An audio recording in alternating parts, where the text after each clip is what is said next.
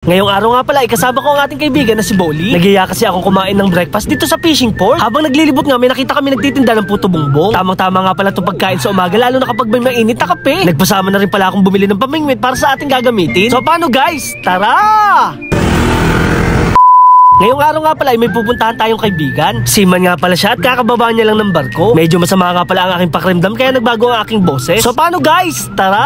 Ngayong araw nga din pala ay magpapasama tayong bumili ng pamingwit. Buong buhay ko kasi ay hindi pa ako nakakahuli ng isda. Big shoutout nga pala sa ating tropa na si Jasper Bolly Indoso. Iyaya ko nga pala siya mag-breakfast dahil hindi pa siya nag-aalmusal. Ito nga pala ang motor niya na si Bumble Max. Napaka-astig nga pala nito dahil may sticker ng Boy Macho Nuri. Dahil nakamotor na rin kami, pupunta kami sa fishing port. Masarap kasi doon at maginahawa din ang hangin. Nakakamiss din kasi mag-rides kasama ang kaibigan. Napakaraming isda nga pala dito ang nahuli sa lawa. Ito nga pala ang pangunahing hanap buhay ng mga tao dito sa aming lugar. Kung nakarinig na nga pala kayo ng arroyo at mamaling isda, dito lang yan nabibili sa amin. Napakasarap nga pala tumambay dito tuwing umaga at hapon. Napakapayapa ng tubig at hindi gaanong maalon. Makikita mo rin pala dito ang pangalan ng aming barangay. Medyo tinanghali na rin pala kami dahil mainit na ang sikat ng araw. Pagdating nga pala namin dito sa Pangpang ay may naglilinis tambay. Isasakay daw kasi ito sa bangka papuntang Bidangaw ng Rizal. Nagulat nga ako dahil meron palang bangka na bumabiyahe doon. Una daw pala nilang madadaanan ay Talim Island. Mga 1 oras nga daw pala ang biyahe magmula dito. May batang followers din pala dito na nakakilala sa atin. Ngayon ko nga lang din pala nalaman na mayaman ang aming barangay. Meron kasi ditong 2 speedboat na gagamitin in case of emergency. Dahil nagugutom na rin kami, maghanap na kami ng aming kakainan. Eksakto naman meron dito nagtitindang puto bongbong. Nakakapagtaka nga dahil July pa lang may nagtitinda na nito. Bagay na bagay nga pala to sa barako na mainit na kape. Masarap talaga to kapag may nyug at asukal. Syempre, una kong bibigyan itong kaibigan nating si Bolly. Ito.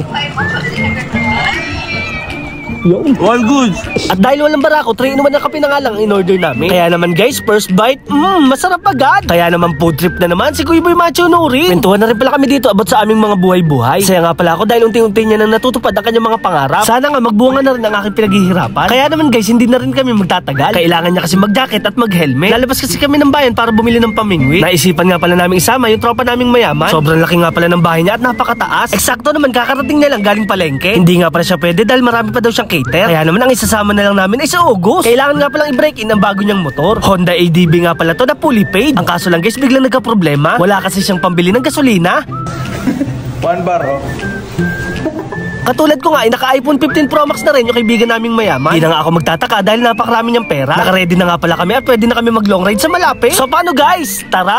Una nga pala namin pinuntahan itong surplus dito sa katapatan. Pagpasok ko nga, yung unang tumambad sa akin ay yung mga gamit sa kusina. May mga magagandang lampshade nga pala dito at mga painting. Kaso lang, sabi ni ate wala daw dito yung hinahanap ko. Pang 5-star hotel daw kasi ang mga gamit dito at walang pamingwi. Kaya naman guys, dumiretso na lang kami sa bayan. Dito naman tayo titingin sa may Japan surplus. Dito nga ay napakaraming gamit na pwedeng bilhin. Meron dito mga monopod at mga bike. Meron din mga mangkok at plato. Meron ding malaking salamin at lumang relo. Meron ding napakaraming sapatos at kung ano-ano pa. Sa wakas nga, nakita ko na rin ang aking hinahanap. Meron nga pala dito available na fishing rod. 2 nga pala ito at walang tali. Pakahaba din pala nito at mukhang matibay. Ang isa nga pala ay nagkakahalaga ng 150 pesos. Bago ko nga pala to bilhin, pinakita ko muna ito sa aking mga kasama. Maganda naman sila dito kaya bibilin ko na. At syempre guys, huwag nyo kakalimutan magbayad. Pinaiwan ko na rin muna pala ito at atin nilang babalikan. Maglo-long ride pa kasi kami sa malapit at aakit pa ng bundok. Bagong-bago kasi ang motor ng aming tropa at kailangan pa tong i-break in. Kailangan din pala namin siyang sanayin sa highway. Para kapag nagsusolo ride na lang siya, hindi na siya mahihirapan. Dito pala kami pupunta sa Carjack Hill. Kasama ko nga pala si Boy Skincare yung pumunta kami dito. Nakabike lang kami noon at sobrang nakakapagod. Ilang saglit pa nga ay narating na rin namin ang pinakatuktok. Ipapakita nga pala namin sa inyo yung aming pinagmulan. Sa baba nga pala nito ay makikita ang Laguna Bay. Nandyan din pala yung fishport na kinainan namin kanina. Napakarami din pala ditong nagbabike tuwing umaga. Lalo na rin kapag weekdays at walang pasok. Bali guys, nakarating nga lang pala kami dito na nakatsinelas. Hindi ko kasi akalain na makakarating din kami dito. Buti na lang kahit papano ay kondisyon si Itom. Kaya niya pa kasi makipagsabayan sa mga mas bata pa sa kanya.